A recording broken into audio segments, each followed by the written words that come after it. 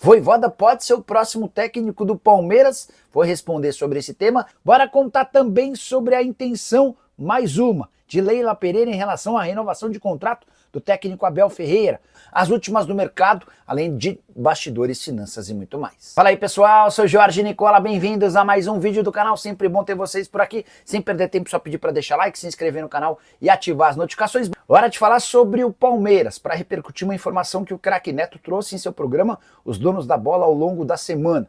O Neto cravou que se o Abel sair, Juan Pablo Vojvoda, argentino que trabalha no Fortaleza, será o primeiro objetivo da presidente Leila Pereira. A frase do Neto foi a seguinte, abre aspas, o Palmeiras tem um plano B para o Abel. Vocês podem apostar e me cobrar. No dia que o Abel for embora, o Vojvoda é o próximo treinador do Palmeiras, fecha aspas, cravou o Neto.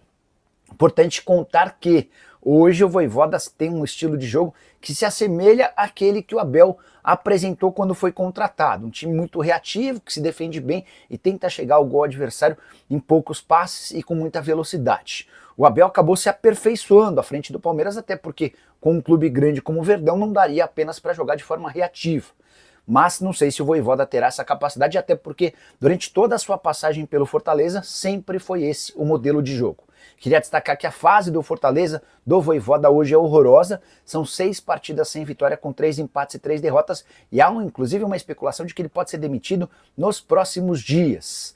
O Abel tem contrato com o Palmeiras até 31 de dezembro, também já disse para vocês que a Leila segue insistindo no processo e no projeto de prorrogação do contrato. A Leila pretendia contar com o Abel até o fim do seu mandato, em dezembro de 2027, embora o técnico português já tenha feito vários desabafos demonstrando o cansaço e a vontade de ir embora do Brasil ao fim do atual vínculo. Eu acho até que a tendência é essa, de o Abel ficar até dezembro e depois puxar seu carro.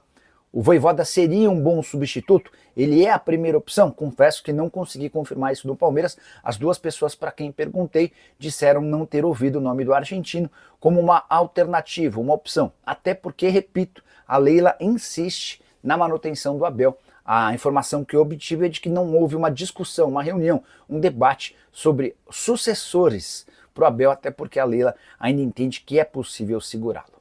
Bora mudar de assunto e falar sobre Palmeiras. Leila Pereira voltou a trabalhar nos bastidores para a prorrogação do contrato de Abel Ferreira. É só o Palmeiras melhorar um pouquinho dentro de campo que a Leila já volta a trabalhar nessa situação. Você sabe, o contrato do Abel se encerra em 31 de dezembro e a partir de 2026 ele vai estar livre para trabalhar em qualquer clube de futebol do Brasil ou do exterior. O próprio Abel já deu sinais de desgaste e de intenção de deixar o Palmeiras no fim dessa temporada para voltar para casa, mais especificamente Portugal. Pois bem, importante lembrar que a Leila Pereira fez chegar aos ouvidos dos representantes do Abel a intenção de discutir um novo contrato assim que o Abel quiser.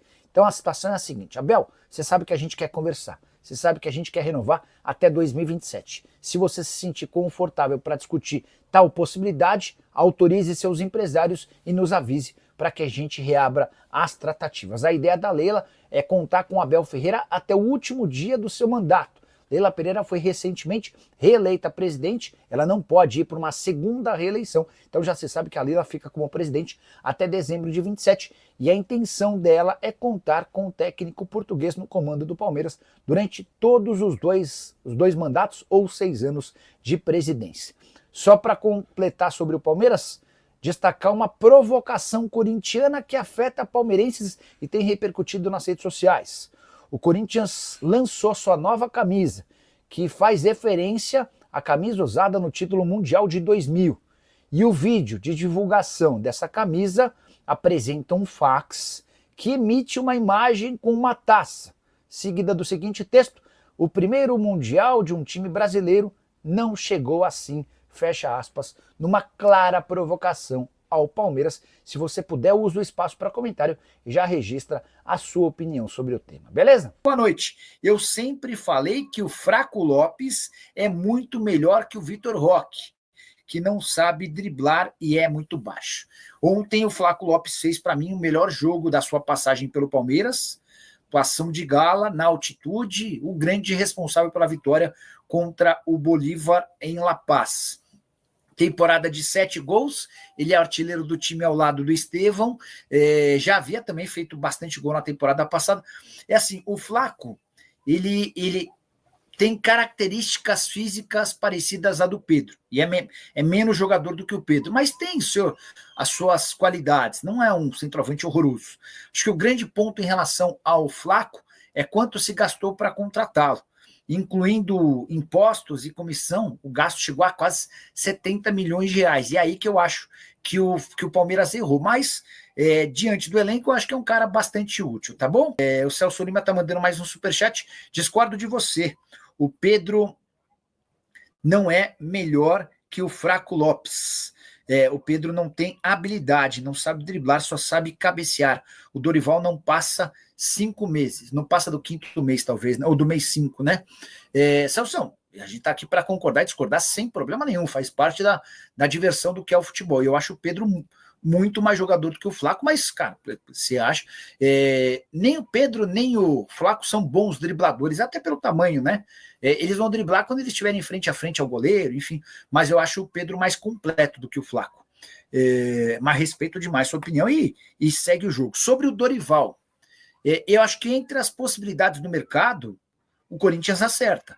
O Corinthians contratou um ex-técnico da seleção que foi um fiasco na seleção, passou vergonha, mas que havia feito bom trabalho no São Paulo, havia feito bom trabalho no Flamengo e havia feito bom trabalho no Ceará. Os 3 últimos clubes dele, antes de ser alçado à seleção, foram ótimos. E dá para imaginar que ele vai, pelo menos, melhorar o sistema defensivo do Corinthians e vai dar mais padrão. A comparação, Ramon Dias e Dorival, quem que você prefere? Eu prefiro o Dorival 1000 vezes. Até por isso eu prevejo uma melhora considerável no time do Corinthians. Mas diante da instabilidade política, da falta de resultados, eu não acho que a sua previsão possa ser tão maluca assim não, tá bom? Para falar agora sobre Juninho Capixaba, uma informação super importante. Havia contado para vocês na semana passada, depois de uma conversa com o empresário do Juninho, Adriano Espadoto, que 4 clubes da Série A pretendiam a contratação do lateral esquerdo de 27 anos de idade. Flamengo, Palmeiras, Cruzeiro e Atlético Mineiro. E a atualização importante vem agora. O Red Bull Bragantino se reuniu com o Adriano Espadoto e deixou bem claro que não vende o jogador em hipótese alguma na janela da metade do ano. Os planos do Red Bull Bragantino são de ficar com o Juninho pelo menos até dezembro. No fim da temporada, aí sim pode-se estudar alternativas de transferência. Juninho, que pediu para ser negociado no início desse ano, quase foi envolvido numa troca com o Cruzeiro pelo lateral esquerdo. Marlon também se conversou sobre uma troca no Palmeiras com o Vanderlan.